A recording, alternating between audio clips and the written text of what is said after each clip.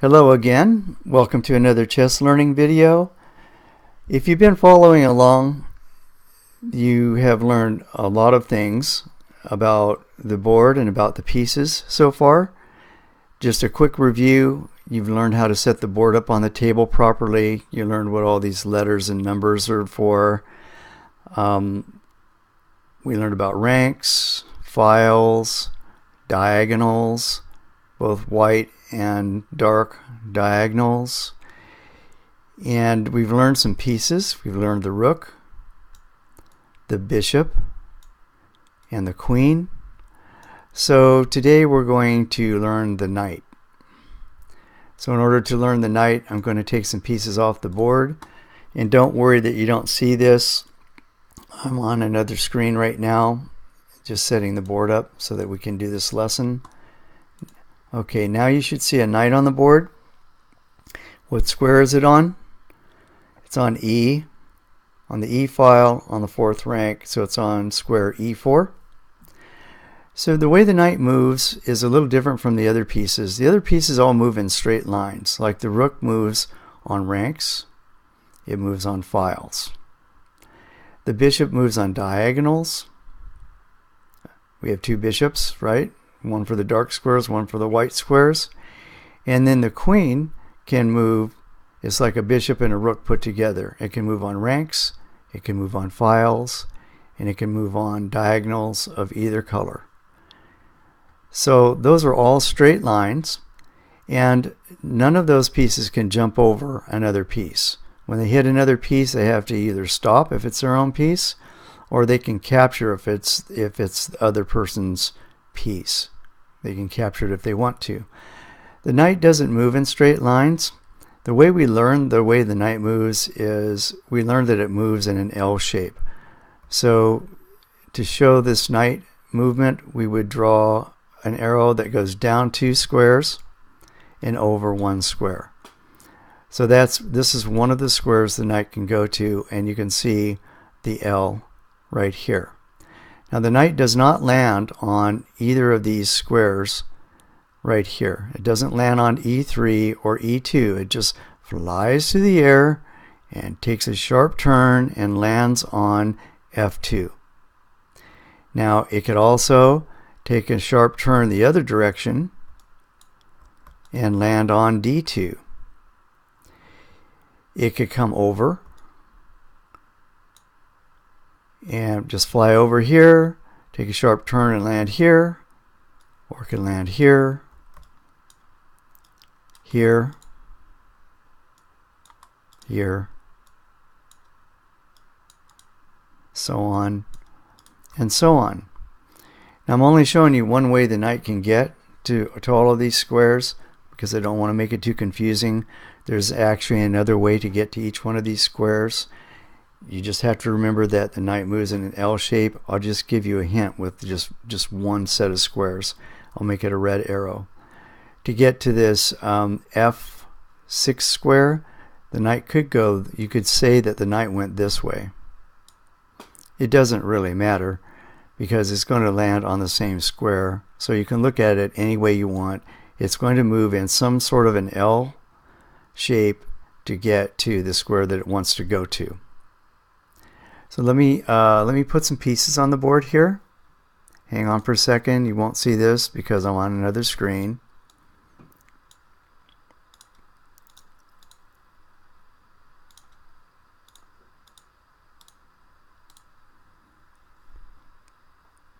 I think that'll be enough. Okay, so we've got some pawns on the board here, and I put these on here so that you can see that the knight has the ability, unlike the other pieces, it has the ability to fly through the air over these two pawns here, take a sharp turn and land on this F6 square and take this F6 pawn off the board. Now, like I said, it's not landing on any of these squares on E5 or on E6, so it's not going to take either one of these pawns. It's just going to fly over the top of them, and then it's going to land on top of the pawn on F6 and take it off the board. So that's how a knight captures. Now I'm going to move the knight back. so that you can see that the knight can also jump over its own pieces. So it can jump over the white pawn on e3. It's still in the air here, takes a sharp turn, and it lands on top of the pawn on d2 and takes it off the board. So that's how a knight captures. That's how it can jump over other pieces. You've seen how to move it. It moves in an L shape. So let's see, let's go a little bit further, and let me move this other black pawn out of the way and this other white pawn out of the way, over here out of the way, and ask you this: how could this knight capture this pawn? Can it do it in one move? Where can this knight go from here? It's sitting on a dark square. Something that I don't know if I mentioned earlier is that when it moves, it always lands on a square that's the opposite of the color that it's on. It's sitting on a dark square. No matter where it moves, it's going to land on a white square. So right off you can see that there's no way that it can capture this e5 pawn in one move, because they're both sitting on a dark square. You know the knight's going to land on a light square. If you trace the L's from the knight, you'll see that the knight can go to any of these light squares. So there's no way that it can capture that pawn from where it's sitting right now. If you look at all these squares though around the knight that it can land on, can the knight capture this e5 pawn from one of those squares? So I can see two. It can capture from here,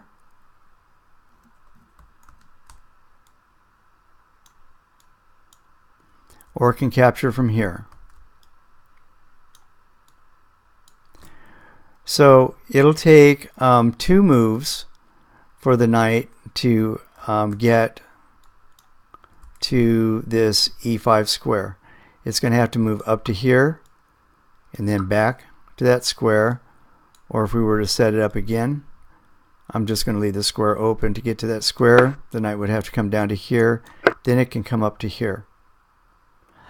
So here's a little something you can try, is take a couple of black pawns, put them different places on the board, and then jump the knight around and capture them, and see how many moves it takes you to capture them. Like this pawn here, if we put it here, we could try and figure out how many moves, actually let's put it here, it'll make it easier. How many moves would it take to capture that pawn? Well, the knight can move to here and then move to here and capture the pawn. So it can go from e5 to d7 and then from d7 to c5, or it can go from e5 to d3 and then from d3 to c5. So it can get to c5 by way of either d7 or d3. You can make it a little bit more challenging by moving the pawn to another square and then ask, okay, how many moves would it take from there? So just quickly, there's more than one way to do it. I'll just show you one. The knight could go from e5 to c5. Oops, I want to draw an arrow. To c5. Then it can go from c5 to d4. Then it can go from d4 to capture the pawn that's sitting on b3. That's one way to do it. And I'll leave it to you to figure out another way. There might be more than one more way. I'm not sure. I know there's at least one more way. There might be others. But this would be the minimum number, the least amount of moves that it would take for this knight to capture this pawn from the way they're both set up. So I hope this helps you with learning how to move the knight around. The next two pieces are going to be the pawn and then the king. I think we'll talk about the pawn first, and then we'll talk about the king, but not in this video. That's enough for now. Play with this knight and get used to the way it moves. It's a very handy, tricky piece. Many games are won with knights. And I will see you in the next video. Bye.